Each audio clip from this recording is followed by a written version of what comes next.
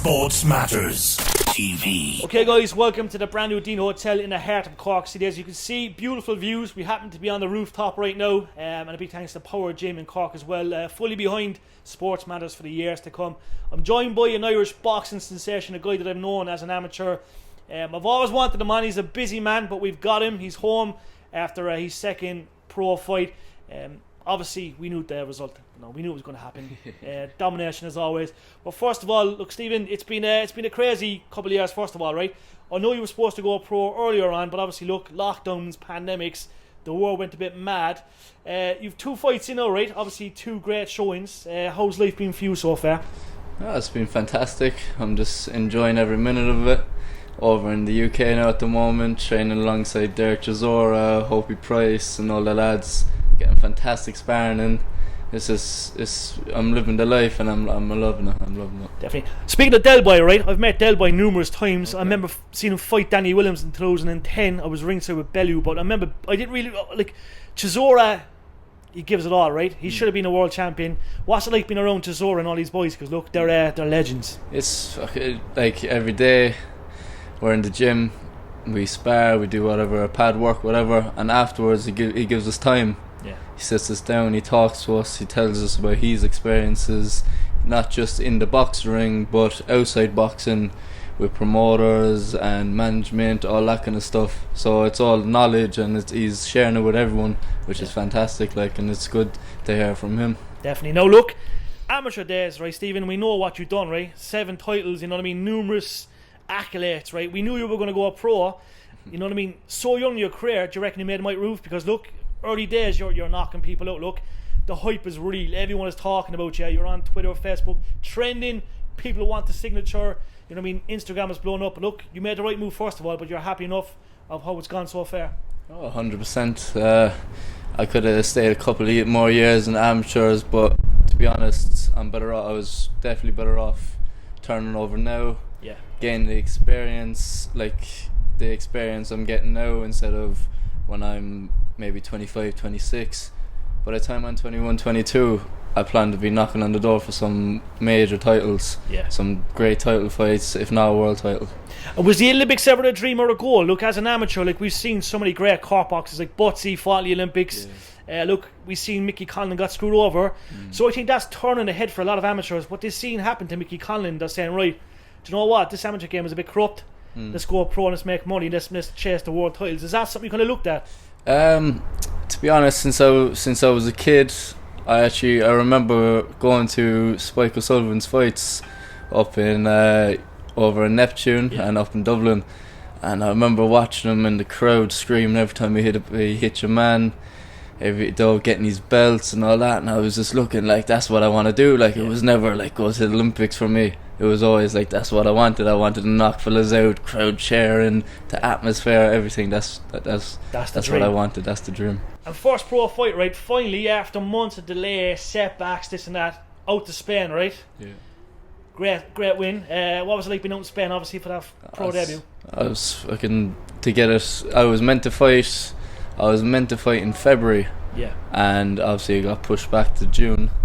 So I had obviously a lot more time to get ready for it and all that. It's all the better.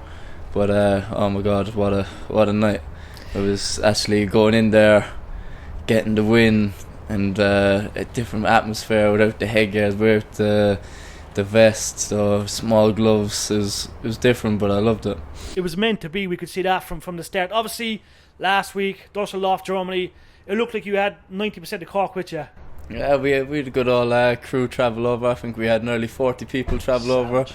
Having all my friends and family there definitely gave me that little bit of a push that I needed to have. Every time I was hitting your man, everyone screaming, "Hey!" So it got that extra 10% out of me to go in there and get the knockout. And we know Mike Press was out there, and Vlad's fight fell through, unfortunately, which is heartbreaking, because I don't know personally. When I speak to fighters, I know what they go through to make weight and to train, and obviously, look, to be pulled the way it was bad. But Perez is looking good. I know Mike a long time. First met him in 2010. He's destined to be a world champion. There's no doubt about it. Oh, 100%.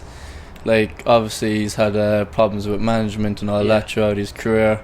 But I think the crowd that he's with now are really looking after him, and I think they will get him to that world title shot. Yeah. He already had to go off the world title, didn't do too bad, wasn't far off, but I think the next time he gets that shot, he's going to give it everything, and if not, win.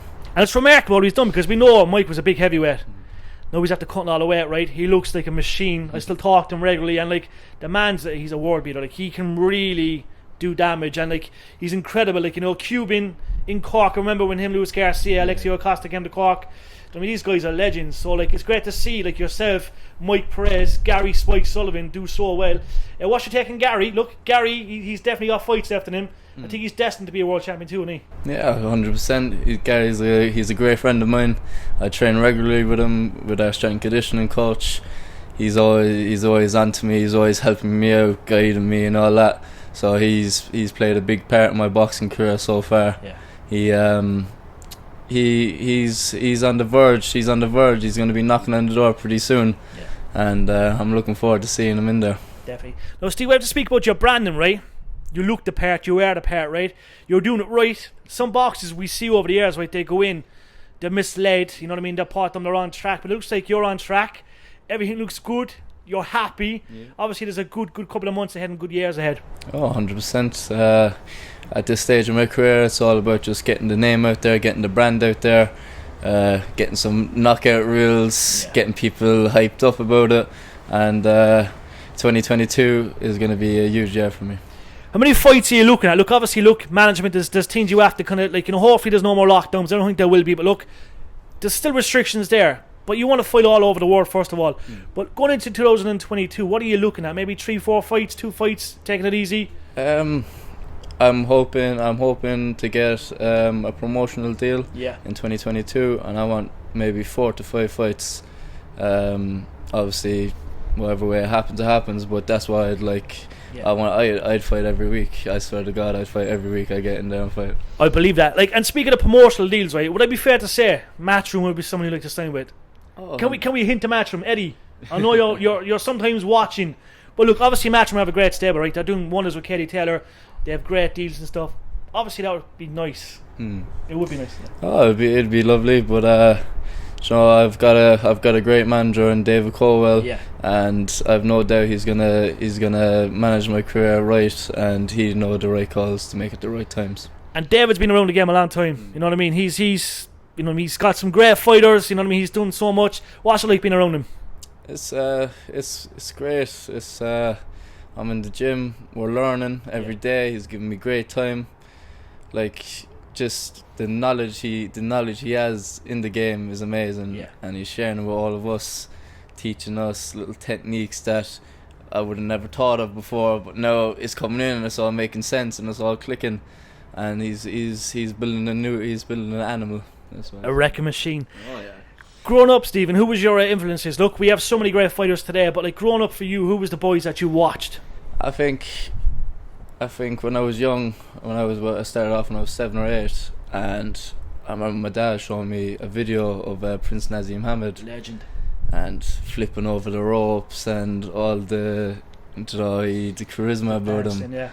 So I was looking at him. I used to bounce around. I used to try copy his moves, like, and also Roy Jones Jr. Was another machine who I looked up to, and always when I went into fights trying to copy their styles, take a bit from them, lead left hook, but that's definitely what I'd be looking at.